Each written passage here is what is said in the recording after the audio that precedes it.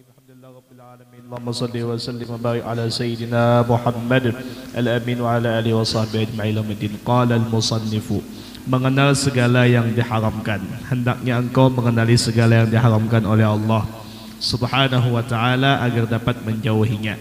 Hal ini penting sebab orang yang tidak mengenal kejahatan dikhawatirkan akan terjerumus ke dalamnya. Ketahuilah, seseorang yang cukup beragama tidak dikhawatirkan akan terjerumus ke dalam muharramat, yaitu segala yang diharamkan yang nyata, seperti makan daging yang tidak halal ataupun mengambil harta milik orang lain secara zalim dengan merampas, merampok atau mencuri. Karena perbuatan-perbuatan itu biasanya dilakukan oleh penguasa yang zalim, sahabat syaitan iblis. Namun yang biasa mencemarkan sebagian orang yang beragama ialah kelalaian mereka dalam memandang tiga hal. Pertama, tidak cukup melakukan penyelidikan yang tepat dalam mengamati tiga kelompok manusia yang ada di sekeliling kita. Ketiga kelompok itu antara lain: satu, manusia yang sudah engkau kenal ketaatannya kepada Allah Subhanahu wa ta'ala, maka jika engkau diberi makanan olehnya, jangan sekali-kali engkau tanyakan makanan itu baik atau buruk, halal atau haram.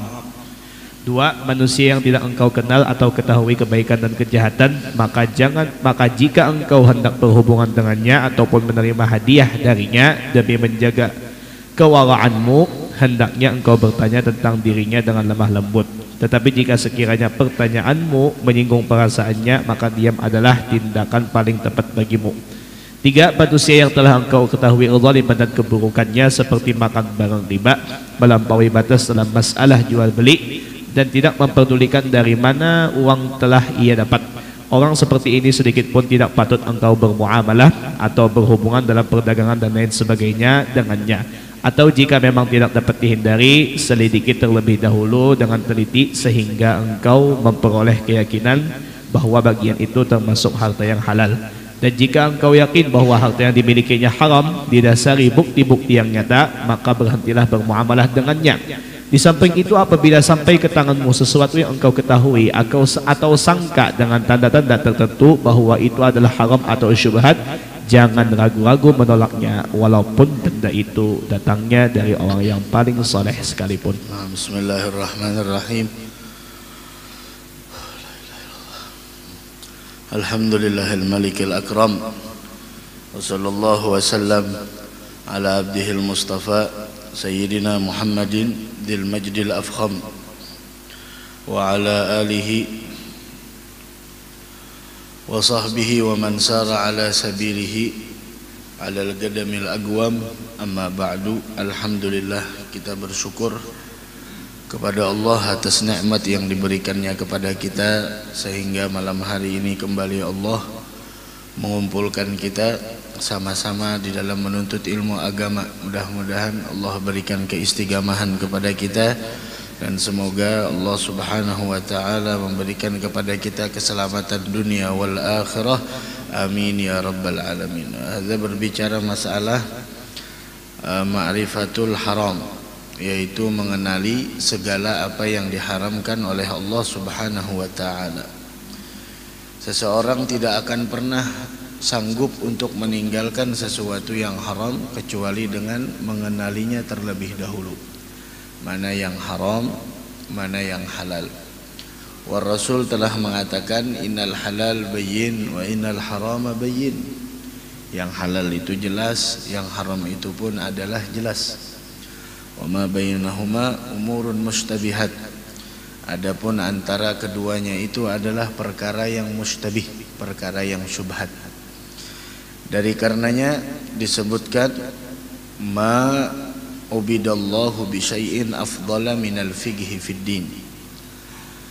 Tidaklah disembah Allah Subhanahu wa ta'ala dengan sesuatu yang lebih afdal, melebihi daripada pemahaman seseorang tentang ilmu agama. Bahkan diriwayatkan faqihun wahidun, satu orang yang faqih, faham dengan ilmu agama, asyaddu ala syaitan, lebih dahsyat atas syaitan, lebih menakutkan atas syaitan min alfi abid, melebihi daripada 1000 orang yang ahli ibadah namun dia tidak faham dengan ilmu agama. Wa Rasul mengatakan man yuridillahu bihi khairan yufaqihu fid din. Siapapun orang yang diinginkan kebaikan oleh Allah Subhanahu wa taala, maka Allah Subhanahu wa taala akan memberikan pemahaman kepadanya tentang ilmu agama.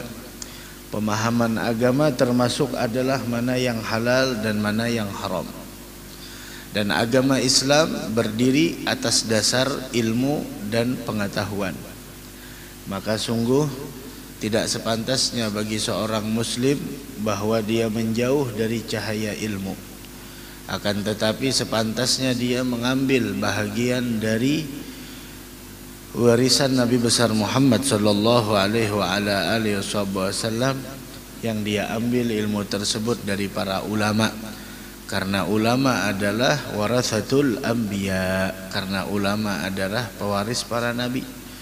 Wa Sayyidina Abi Hurairah radhiyallahu taala anhu wa ardah, beliau mengatakan, li an ajlisa sa'atan fa atafaqaha ahabbu ilayya mimman uhyiya lailatan ila sabah. Dengan bahwa saya duduk sesaat mengetahui tentang agama, mana yang halal, mana yang haram, mengetahui tentang ilmu agama, lebih saya sukai melebihi dari saya menghidupkan malam dengan ibadah sampai pagi hari. Wahakata. Dari karenanya harusnya setiap mukmin muslim untuk mengetahui bagaimana kadar sabda Nabi kita Muhammad sallallahu alaihi wasallam. War Rasul mengatakan di dalam riwayat Sayyidina Mu'adz bin Jabal radhiyallahu taala anhu wa ardah, Rasul mengatakan ta'allamul ilma, pelajarilah ilmu. Karena ilmu itu ketika kau pelajari karena Allah, itu akan mendatangkan rasa takut kepadanya. Wa talabuhu ibadah, mencari ilmu itu adalah merupakan suatu ibadah. Wa mudzakaratuhu tasbih, dan ketika engkau berdiskusi tentang ilmu, maka diskusinya engkau itu bernilaikan tasbih.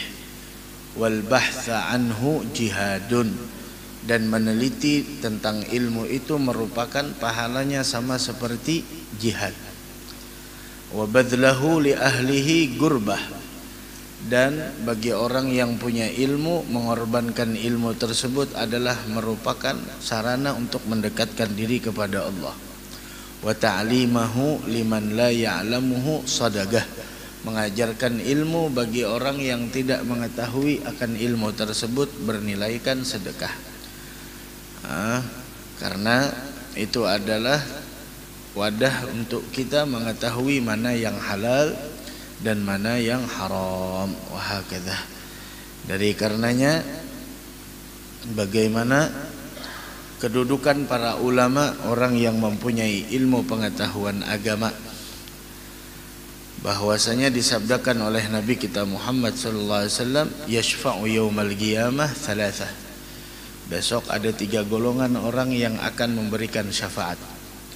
Yang pertama al-anbiya, golongan pertama para nabi, dan yang kedua adalah tsummal ulama, kemudian para ulama, tsumma syuhada, kemudian para syuhada.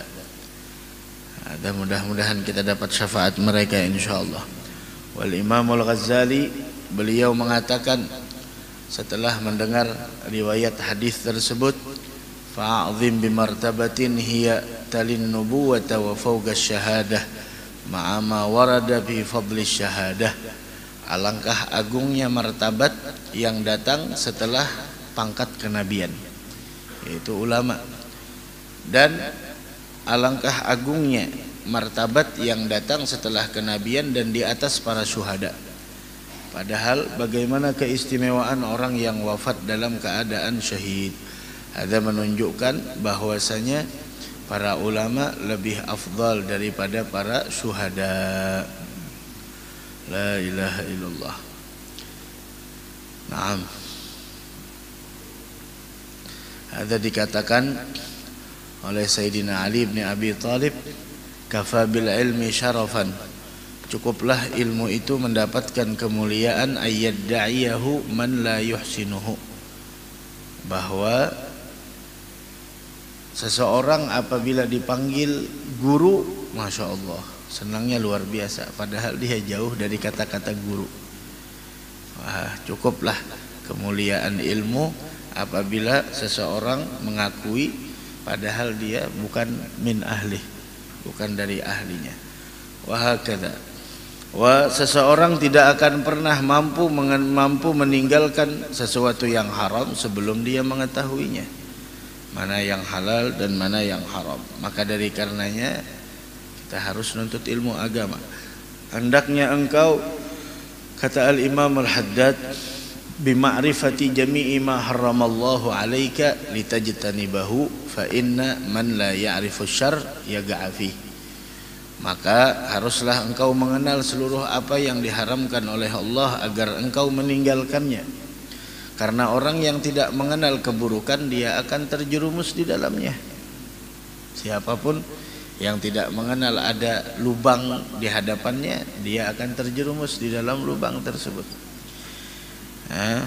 Akan tetapi orang yang cukup dalam beragama, maksudnya cukup dengan ilmu pengetahuan agama, la yukhsha min wugu'ihi fi tanawulil muharramatil ainiyah, tidak khawatir, tidak dicemaskan orang yang punya ilmu agama bahwa dia terjerumus dalam yang haram, seperti memakan sesuatu yang tidak dihalalkan untuk dimakan dari hewan, atau mengambil harta manusia udwanan wa zulman bil ghasbi wan nahbi was sariqah, atau mengambil harta milik orang lain secara zalim, baik dengan merampas, merampok atau mencuri.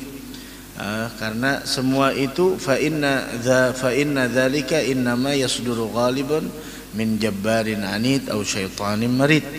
Karena perbuatan itu biasanya dilakukan oleh penguasa yang zalim dan orang-orang yang sudah ada punya ikatan persahabatan dengan syaitan. Namun biasanya innama dakhala al-ishtibah ala ahli din min haitsu ihmalihi min nazar fi thalathati umur. Biasanya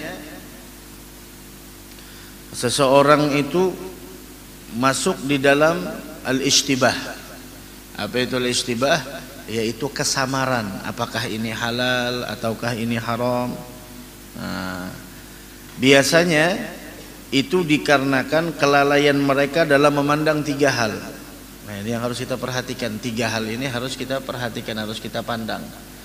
Biasanya seseorang masuk dalam syubhah, masuk di dalam sesuatu yang syubhat, tidak jelas apakah ini halal atau haram. Biasanya karena kelalaiannya dari tiga perkara. Yang pertama adalah tarkut taftish fi maudhi'i. Tidak cukup melakukan penyelidikan yang tepat dalam mengamati tiga kelompok manusia. Tarkut taftish fi maudhi'ihi. Wa bayanu dzalika anna an-nas yanqasimuna bin nisbati ilaik thalathatu ashkhas. Manusia itu terbagi tiga. Nah, tadi karena kebanyakannya kita masuk dalam sesuatu yang syubhat karena mengabaikan tiga. Yang pertama, tidak teliti pada tempatnya. Sedangkan manusia itu, kata beliau, terbagi tiga lagi. Apa? Yang pertama, orang yang ma'ruf indaka bil khair was salah. Orang yang memang terkenal orang ini orang baik dan orang saleh. Fakul min ta'amih. Maka udah makan aja dari makanannya. Orang ini orang baik, orang soleh, tidak mungkin masuk ke dalam rumahnya makanan yang syubhat, apalagi yang haram. Fakul min ta'amih. Fakul min ta'amih wa amilhu idza syi'ta wa la tas'al. Kemudian kata beliau, setelah itu wa amilhu, kemudian bermuamalahlah engkau dengannya idza syi'ta, apabila engkau wa la tas'al, jangan banyak tanya. Sedangkan makanan orang pemurah itu menjadi obat. Itu yang pertama, ma'ruf bil khair was salah. Orangnya terkenal dengan ketaatan kepada Allah dan baik, maka bismillah, makan aja, tidak jadi masalah. Jangan bertakun pulang, guru ini dapat di mana ini. Bahkan makanan orang saleh itu jadi obat, makanan orang wali itu jadi obat. Yang kedua, syakhsun majhul indak, la ta'rifuhu bi khair wala bi syarr. Seseorang yang memang kita tidak tahu apakah dia orang baik atau orang jahat. Nah, fa idza aradta an tu'amila hadza, apabila engkau hendak berhubungan dengan orang ini, atau engkau ingin menerima hadiahnya, dia memberikan hadiah sedangkan kita tidak tahu, faminal wara', termasuk daripada bagian wara', yaitu adalah antas'al, bahwa engkau menanyakannya, bertanya tentangnya, akan tetapi birifgin, dengan lemah lembut. Maaf, ini kira-kira dari mana pian dapat ini? Hatta innaka law arafta, bahkan kata beliau, sekiranya hatta innaka law arafta annahu yankasiru qalbuhu lidzalik kana sukut afdal. Apabila jika sekiranya pertanyaanmu tersebut menyinggung perasaannya, maka diam lebih afdal, lebih tepat. Udah diam aja dah, jangan banyak takut. Itu yang kedua. Nah, yang ketiga, manusia itu syakhsun ma'rufun indaka bidzulm. Orang ini dasar memang bandar narkoba, bandar ini itu lain sebagainya, orang bos rentenir, zalim kalladzi yu'amil birriba, seperti orang yang mana di sana memakan barang riba. Bahkan orang tersebut melampaui batas dalam masalah jual beli. La yubali min ayyi jihatin yasil ilaihi al-mal. Dia tidak peduli mau dari arah mana harta itu datang. Nah, fayambaghi alla tu'ammila hadza ra'san. Maka orang yang semacam ini tidak patut engkau bermuamalah, berhubungan dalam perdagangan dan sebagainya dengannya, sama sekali jangan dah. Wa in kana la budda, maka seandainya memang harus kita bermuamalah, tidak bisa dihindari, faqaddimit taftish was su'al.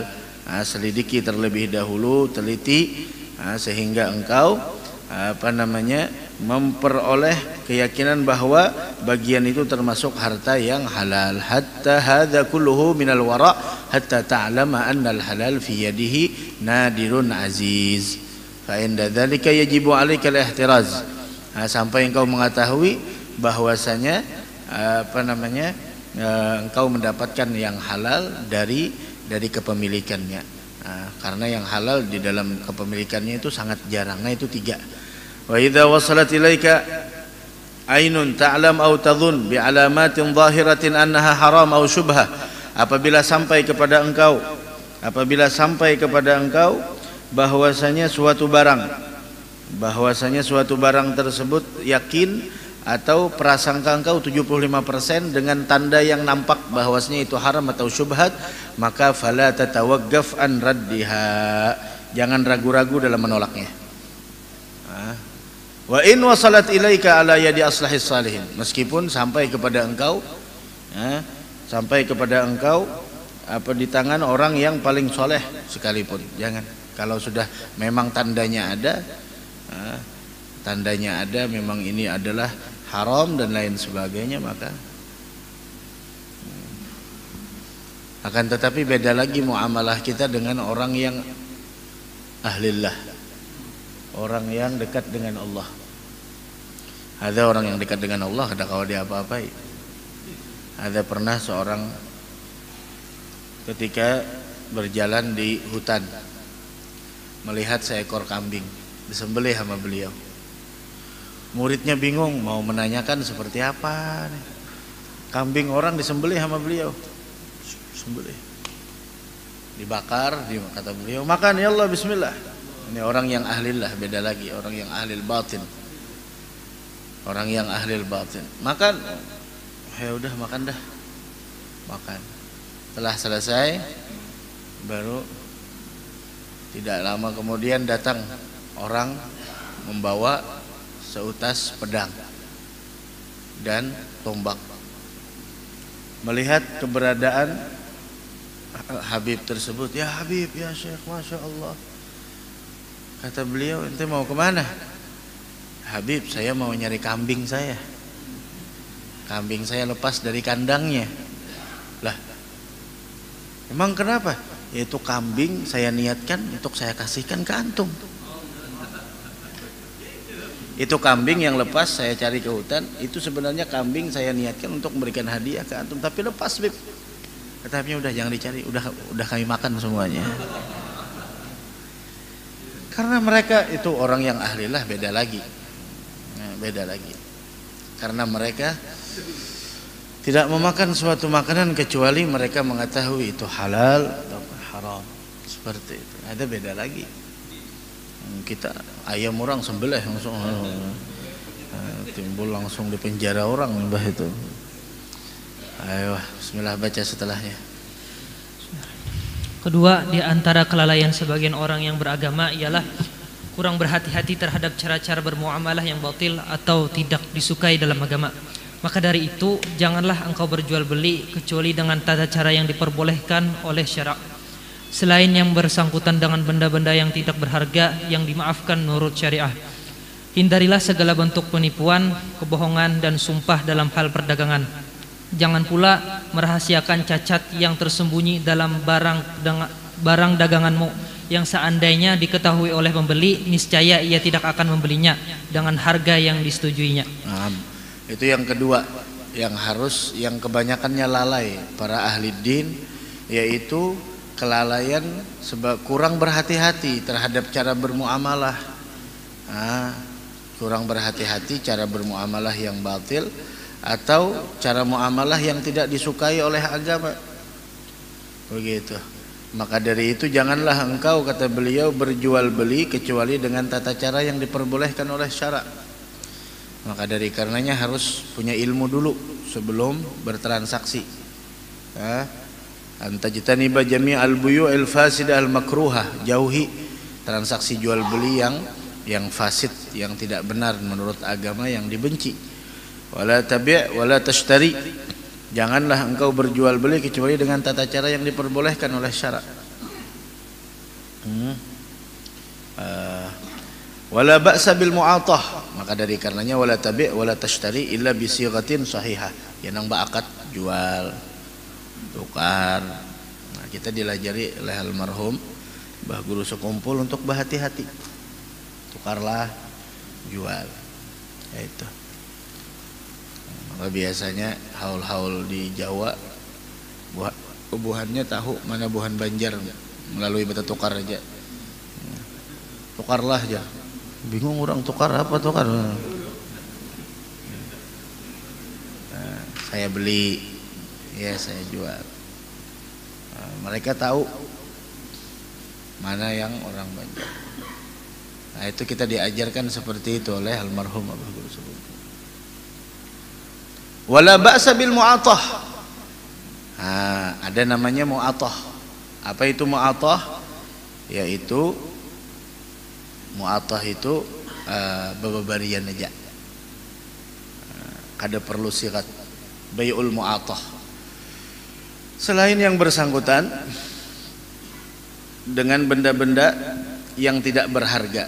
Maka dari karenanya wala ba'sa bil mu'atah fil muhaqqarat, yaitu selain yang bersangkutan dengan benda-benda yang tidak berharga yang dimaafkan menurut syariat. Umpama nukar gulaan, nukar pulpen kan kada terlalu berharga, kada terlalu lain pada rumah. Rumah, kendaraan, ada sytaraitu minka, aku beli dari engkau ini kendaraan dengan harga puluhan juta rupiah tunai, saya beli. Saya beli dari engkau, saya jual, begitu. Tapi kalau yang 10.000, 50.000 yang dianggap di situ biasa aja, kada jadi masalah. Sudah tukar pentol berapa? 3 biji, tukar pamanlah pentol 3 biji dengan harga ini, dan tadi sambalnya ulun banyak banget ambil, pakai bawang, pakai royco, terus itu kebanyakan pulang. Tukarlah, jual. Karena asas dalam jual beli adalah antaradin, saling suka. Kita suka, nah suka, udah selesai. Adal bai'. Ahallallahu al-bai' wa harramar riba. Karena riba itu ada namanya bai'ul mu'atah, babarian aja. Kada jadi masalah, kada ba'akat-akatan, kada apa-apa. Itulah fikih. Wajtanibil ghish wal kadhib wal halfa 'ala as-sala. Hindari penipuan, kebohongan dan sumpah dalam perdagangan. Wala taktum aiban fi sil'atik law ittala 'alaihi al-mushtari lam yashtariha bidzalika tsaman. Jangan kau sembunyikan, jangan kau merahasiakan cacat yang tersembunyi dalam barang daganganmu yang seandainya kalau diketahui oleh pembeli, nescaya dia tidak akan membeli dengan harga yang disetujui. Pada hija, ini kimanya pagat, ini kopiahnya rigat, tapi mun ditapas hilang aja harganya pang beturun lah kada. Tetap kayak cuma karena rigat turun akan naik harganya. Barang aja berapa hendak turunannya? 5.000 rupiah turun akan. Yang penting hendak ambil kada. Oh ada nak ya aja, salah sih hendak lain ke lain situ ada apa juga. Nangaran jual beli kada bawa paksaan. Ini kada awas yang ada nungkari. Aku sudah tahambur na barangku yang ada menungkari nah. Ada mau kayak itu.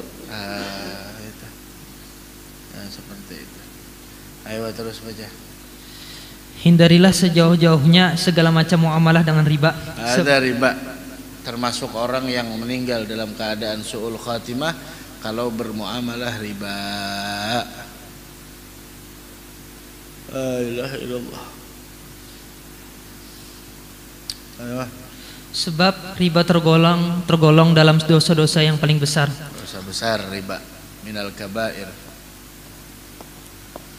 Allah Subhanahu wa taala berfirman, "Ya ayyuhalladzina amanu taqullaha wa dharu ma baqiya minar riba in kuntum mu'minin.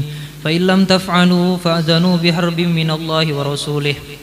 Artinya, wahai orang-orang yang beriman, bertakwalah kepada Allah dan tinggalkanlah sisa riba yang belum dipungut.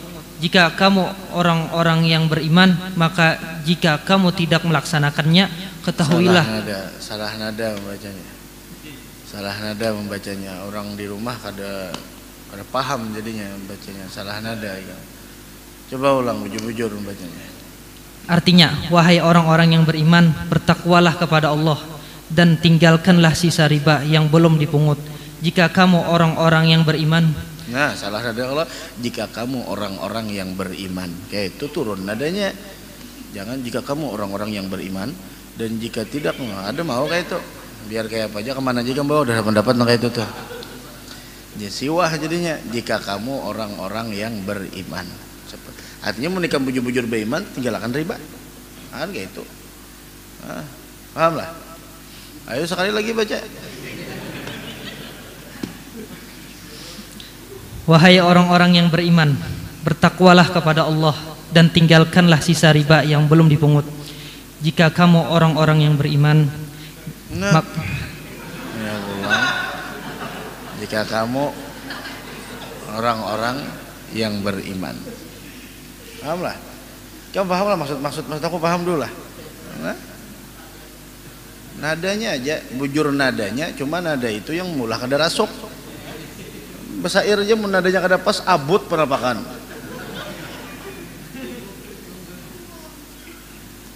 Ulang lagi. Wahai orang-orang yang beriman, bertakwalah kepada Allah dan tinggalkanlah sisa riba yang belum dipungut. Jika kamu orang-orang yang beriman, maka dasar kada bisanya. Kayak ini nah. Wahai orang-orang yang beriman, bertakwalah kepada Allah dan tinggalkanlah sisa-sisa riba yang belum dipungut jika kamu orang-orang yang beriman. Nah, salah.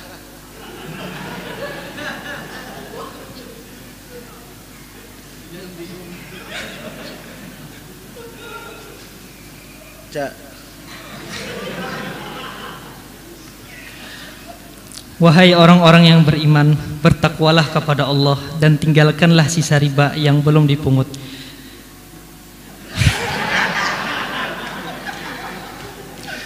Wahai orang-orang yang beriman, bertakwalah kepada Allah dan tinggalkanlah sisa-sisa riba yang belum dipungut jika kamu orang-orang yang beriman. Artinya menikah bujur-bujur beriman, tinggalkan riba. Berarti menang manggawi riba, berarti inya kada Nah, itu aja sudah mafhum mukhalafahnya. Anyar fa illam taf'alu, maka jika kamu tidak melaksanakannya, ketahuilah bahwa Allah Subhanahu wa taala dan Rasulnya akan memerangimu. mun sudah Allah dan Rasulnya memerangi, dari mana dapatnya husnul khatimah? Nyada. Habis beratan. La ilaha illallah. Ayo. Diriwayatkan bahwa Rasulullah SAW mengutuk orang yang memakan riba, yang mewakilinya, yang menulisnya, serta para saksinya. Nah, berataan habis berataan, jangan hendak umpat-umpatan. Berataan nang memakannya, nang mewakil, nang macam-macam, nang menulisnya. Sekretarisnya dapat jua, katib itu sekretaris katanya. Bahasa kitanya sekretaris, katib. Nang empat menyaksiakannya, macam-macam dapat. Siapa ada di barinya, padahal siapa ada di barinya, tapi pang kutukannya. Ya Allah, la ilaha illallah. Jangan hendak beriba-riba. Ayo. Adapun kesimpulan mengenai riba ialah haram hukumnya jual beli barang dengan sesama jenisnya, seperti emas dengan emas, perak dengan perak, gandum dengan gandum, dan lain-lain, kecuali dengan takaran yang sama dan dengan cara tunai. Kalau berlainan jenisnya seperti emas dan perak atau kurma dan gandum, boleh tidak sama takarannya, akan tetapi harus dilakukan dengan serah terima keduanya dengan tunai. Selain itu, jangan sekali-kali melakukan penimbunan bahan makanan pokok untuk kemudian menjualnya dengan harga yang tinggi.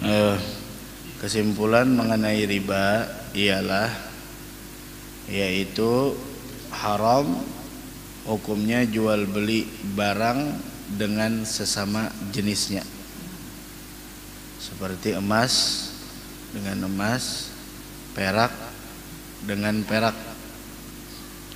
gandum dengan gandum, dan lain-lain, kecuali dengan takaran yang sama dan dengan cara yang tunai.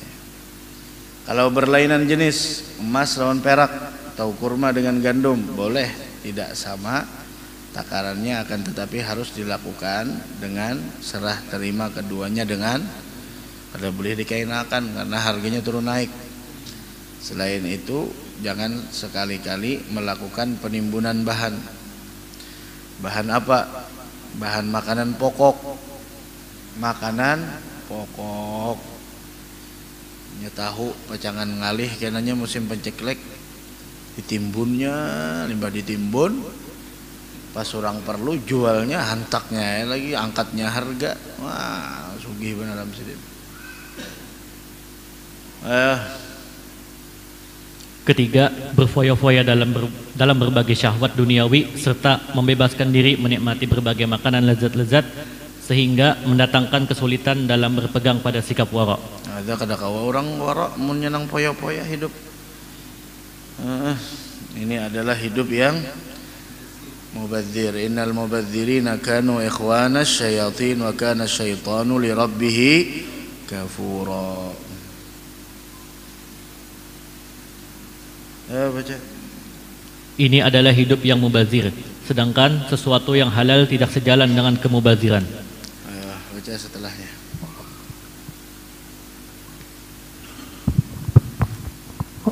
Bismillah. Adapun orang yang kehidupan di dunia ini mencukupkan dirinya dengan mengambil sekedar yang sangat dibutuhkan saja, baginya amat mudah bersikap wara, seperti dikatakan oleh Hujjatul Islam, yaitu sebentar, tadi kesimpulannya kenapa kita itu masih terjerumus dalam yang syubhat. Kesimpulannya itu ada tiga. Ada tiga. Yang pertama adalah karena kurang teliti melakukan penelitian yang sesuai pada tempatnya. Yang kedua, kelalaian kita dalam bertransaksi, menganggap remeh. Kemudian yang ketiga, memperturutkan syahwat. Maka itu tidak akan pernah bisa untuk bersifat wara. Ayo. Adapun Adapun orang yang dalam kehidupan dunia ini mencukupkan dirinya dengan mengambil sekedar yang sangat dibutuhkan saja, baginya amat mudah bersikap wara', seperti dikatakan Hujjatul Islam yaitu Al-Imamul Ghazali, semoga Allah Subhanahu wa taala memberi kita manfaat darinya. Ujar Sidin, apabila engkau memuaskan dirimu dengan memakai baju kasar selama setahun dan memakan 2 buah roti yang tidak lezat, maka mencari barang yang halal sangat mudah bagimu. Dan engkau pun tidak wajib meneliti semua barang yang halal sekedar kecukupanmu, sebab yang halal itu cukup banyak. Nah, adapun orang yang dalam kehidupan dunia mencukupkan diri dengan mengambil sekedarnya saja, ini sekedar yang ia perlukan aja, kadang berlebihan, maka baginya mudah untuk bersifat wara', ada terlalu banyak basic. Sebagaimana yang dikatakan oleh Al-Imam Al-Ghazali, apabila kata beliau engkau memuaskan dirimu dengan memakai baju yang kasar selama 1 tahun, kau aja makan 2 buah roti, kau aja yang kada lezat, maka mencari barang yang halal mudah. Tapi menyenang kada kawa kecuali makan yang nyaman. Nah ini ngaliham. Maka dari karenanya berusaha untuk mempunyai sifat qanaah, apa yang ada disyukuri, yang kadada jangan dicari. Engkau tidaklah perlu mencari keyakinan tentang halalnya sesuatu secara sempurna, zahir dan batin. Akan tetapi yang wajib engkau lakukan ialah menghindari dari segala yang engkau ketahui haramnya secara pasti, ataupun memperkirakannya dengan adanya suatu tanda yang menyertainya. Itu kada perlu kita zahir batin, cukup alamatnya aja. Alamatnya adakah tandanya? Mun ada tandanya ya sudah, bismillah. Dan apabila terlintas keraguan tentang sesuatu di dalam hatimu, sepatutnya lah engkau meninggalkannya demi menjaga sikap wara', walaupun zahirnya tampak halal. Sebab dosa ialah sesuatu yang menyebabkan keraguan dalam hatimu. Tidak soal apa dan bagaimanapun yang dipatwakan oleh orang lain, seperti pernah disabdakan oleh Nabi Muhammad SAW, sifat seperti ini khusus bagi siapa yang hatinya telah diterangi cahaya kebenaran. Ada dosa yang menyebabkan keraguan dalam hati. Ragu sudah tinggalkan. Nah, jangan kita bermain di dalamnya, karena itu bisa menjerumuskan kita di dalam lembah kebinasaan yang haram. La ilaha illallah. Bismillah. Janganlah engkau mengira bahwa sikap wara' hanya dituntut dalam hal-hal yang berkaitan dengan pangan atau sandang semata-mata, tetapi ia berlaku umum dalam segala hal. Namun apabila engkau memiliki yang halal di samping yang lebih halal daripadanya, atau sesuatu yang halal di samping yang subhat, samar-samar, seharusnya engkau mendahulukan yang lebih halal dan lebih bersih. Itu orang yang berakal harus bisa membedakan mana yang penting dan mana yang lebih penting. Kalau hanya sekedar membedakan mana yang penting dan mana yang tidak penting, semua orang bisa. Tapi yang hebat adalah orang yang mampu membedakan mana yang penting dan mana yang lebih penting, mana yang halal dan mana yang lebih halal, mana yang utama dan mana yang lebih utama. Dari karenanya dalam Al-Quran kalimat walal akhiratu khairul laka minal ula, lebih baik memang, tapi ada lagi yang lebih baik, yaitu adalah akhirat. Ayo. Makanan yang halal adalah landasan bagi segala amal seseorang dan juga menerangi hati serta demi keringanan untuk beribadah. Itu makanan yang halal akan mendatangkan cahaya di dalam hati dan meringankan seseorang dalam beribadah. Sebaliknya makanan yang haram akan menjadikan seseorang berat untuk melakukan ibadah, ringan untuk melakukan maksiat. La ilaha illallah. Terus seperti dikatakan oleh seorang dari kalangan salafus salih, makanlah apa saja yang engkau ingini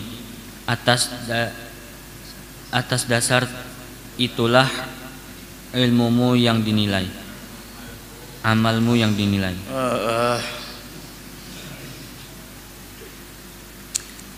Kul ma syi'ta fa bimithlihi ta'mal. Makan apa yang kau inginkan. Silahkan mau makan yang halal atau yang haram. Fa mithluhu ta'mal. Maka seumpamanya lah engkau akan beramal.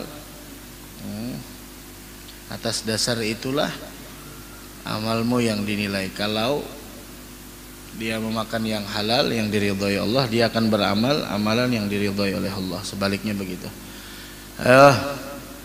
Dan telah berkata Ibrahim bin Adham rahimahullah ta'ala, pilihlah makanan dari yang halal saja. Dengan itu tidaklah penting apakah engkau bertahajud di malam hari atau berpuasa di siang hari ataupun tidak. Wabillahi subhanahu wa ta'ala taufik. Artinya atib mat'amak wa ma 'alaik alla tagumal lail wa la tasuman nahar. Perbaiki makananmu, cari yang halal, maka bukan menjadi beban bagi engkau mau bangun malam, mau tahajud atau tidak, mau puasa sunnah atau tidak. Yang penting makanannya yang halal. Ayo coba bismillah. Bab ke-11 adab berhubungan dengan masyarakat. Amar bil ma'ruf wa nahi 'anil munkar. Hendaknya engkau membiasakan diri melaksanakan amar ma'ruf nahi munkar. Itulah asas dan inti agama. Dan untuk itulah Allah Subhanahu wa taala menurunkan kitab-kitab suci dan mengutus para rasul. Kaum muslimin sepakat akan kewajiban melaksanakannya berdasarkan nas-nas Al-Qur'an dan sunnah Nabi Muhammad SAW yang memerintahkannya dan melarang meninggalkannya. Firman Allah Subhanahu wa taala, وَلْتَكُمْ مِنْكُمْ أُمَّةٌ يَدْعُونَ إِلَى الْخَيْرِ وَيَأْمُرُونَ بِالْمَعْرُوفِ وَيَنْهَوْنَ عَنِ الْمُنْكَرِ وَأُولَئِكَ هُمُ الْمُفْلِحُونَ. Artinya, dan hendaklah kamu menjadi umat yang menyuruh kepada yang ma'ruf dan mencegah dari yang munkar.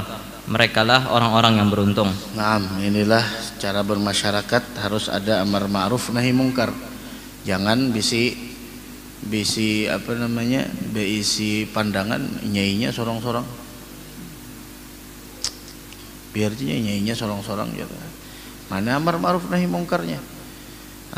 Karenanya lah diturunkan kitab-kitab, diutus para rasul, tugasnya adalah amar ma'ruf. Al-Quran diturunkan, kitab-kitab diturunkan, apa tugasnya? Semuanya isinya adalah amar ma'ruf nahi mungkar. Lihat Al-Quran isinya ada perintah, ada larangan, ada perintah, ada larangan ini dan sebagainya. Diturunkan rasul. Dari karenanya ulama sepakat wajib amar ma'ruf nahi mungkar sesuai dengan nas Al-Quran dan hadis. Dan sangat mengancam bagi orang yang meninggalkan amar ma'ruf nahi mungkar. Dan setiap orang yang melaksanakan amar ma'ruf nahi mungkar, dia akan termasuk orang yang muflih, yang beruntung. Wa ulaika humul muflihun. Mudah-mudahan kita termasuk orang yang muflih, insyaallah beruntung. Ayo. Dalam berbagai ayat Al-Quran yang lainnya, Allah Subhanahu wa taala telah melukiskan kaum mukminin sebagai kelompok yang melaksanakan amar ma'ruf dan nahi munkar. Ia juga mengingatkan hal itu dengan keimanan ataupun dengan pelaksanaan salat dan zakat.